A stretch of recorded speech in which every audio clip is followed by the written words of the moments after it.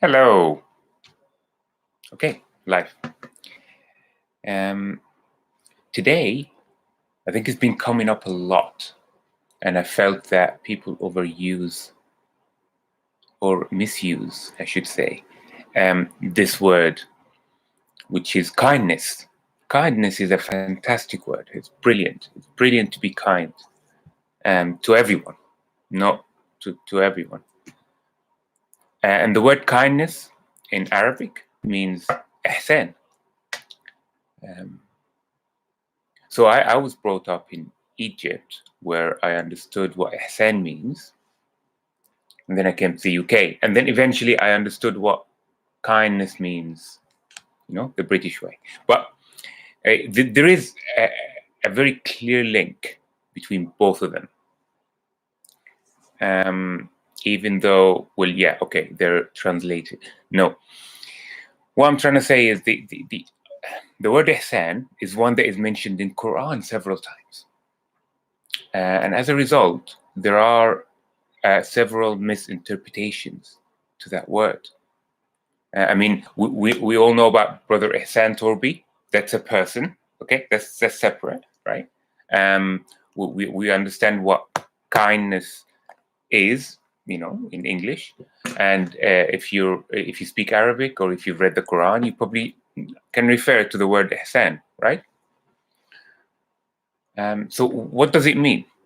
And why is it that some people can actually use it against you? And I mean, I've been a victim myself for a very long time. So I think I have the freedom to say this. So ihsan is misunderstood as simply kindness, which it isn't. Sometimes in order to be kind to someone, like a child, your baby, your siblings, you kind of need to be a bit tough, no? And this applies throughout our journey in life. And it also applies to ideas and knowledge.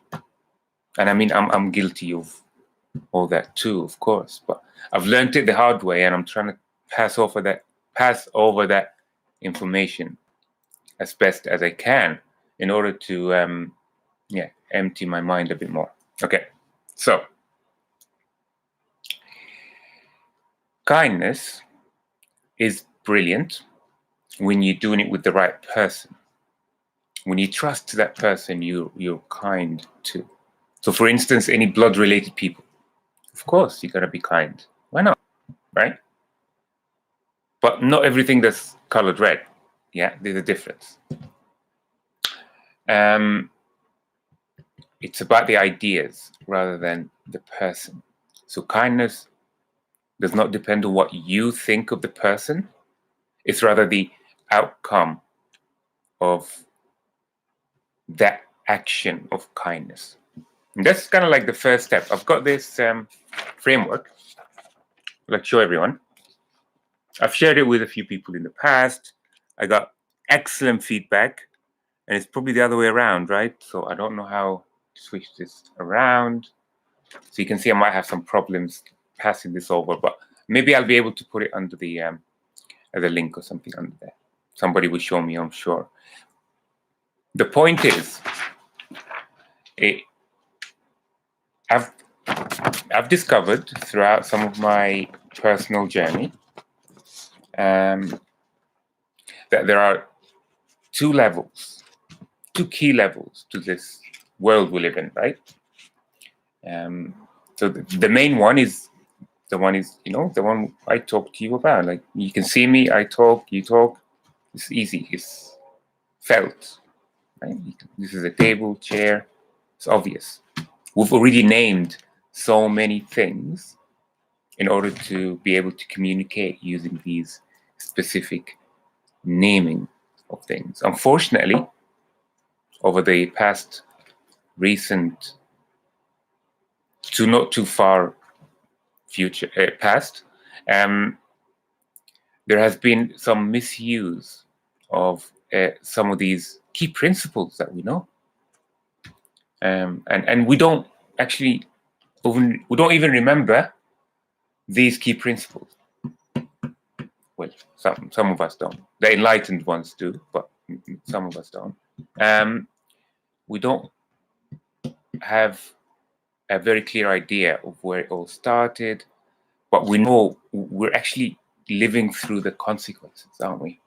I mean, if we're not living through the consequences, then it's just me, and then just leave me alone, guys. But I feel we're all living through several consequences.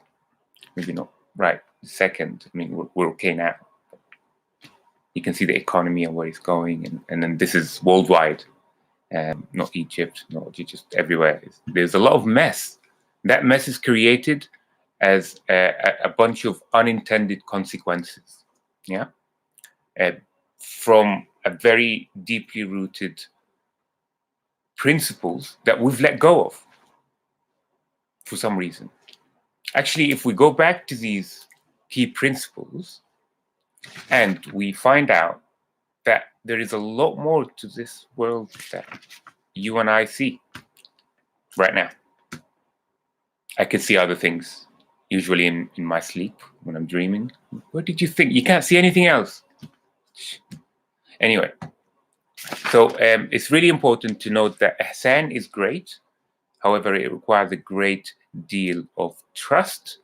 Blood relations is always a good 70 to 80% start to that trust, but it's never 100%. And the most important thing about ihsan is about the situation itself, not about you feeling sorry for that person. So that's sympathy, right? Or not about I can put myself in his shoes, right? That's empathy. Ihsan is like a mix in between both of them, where you're able to see and point out at the best root cause of the issue and attack that. Sometimes people don't like it, but I think it's the right way most of the time. A lot more, like in terms of percentage-wise, yeah, I'm getting a lot more success following my calf paradox, which is a scientific paradox, a bit like the chimp paradox, which I've talked about in the past by Dr. Stephen Peters. So I wanted to do this video and let everyone know ihsan does not mean you bow down. Nope. The contrary. If somebody treats you badly and you bow down to them, you are actually victimizing yourself. And victimization is opposite to kindness. So it doesn't work. Yeah? Some things just don't fit, like this one. Just you be kind to those who are kind. Of course. Why not? What about those who pretend to be kind? Of course I'll be kind until I find out what's underneath. Sometimes it's really clear. Yeah? But the point is, with kindness, there are many levels to it. Ihsan, the word ihsan, the literal translation is kindness. I put that on this framework, but that does not mean just bow down. Well, I guess you can. There's nothing wrong with doing that, of course, to the right people at the right times. Although your principles inside should be clear. And that word kindness should be rephrased, really. We should all understand what kindness truly means. That's how I understand it. Maybe I'm wrong. But I guess nobody tells me I'm wrong, so I must be right. Thank you, guys. Salam.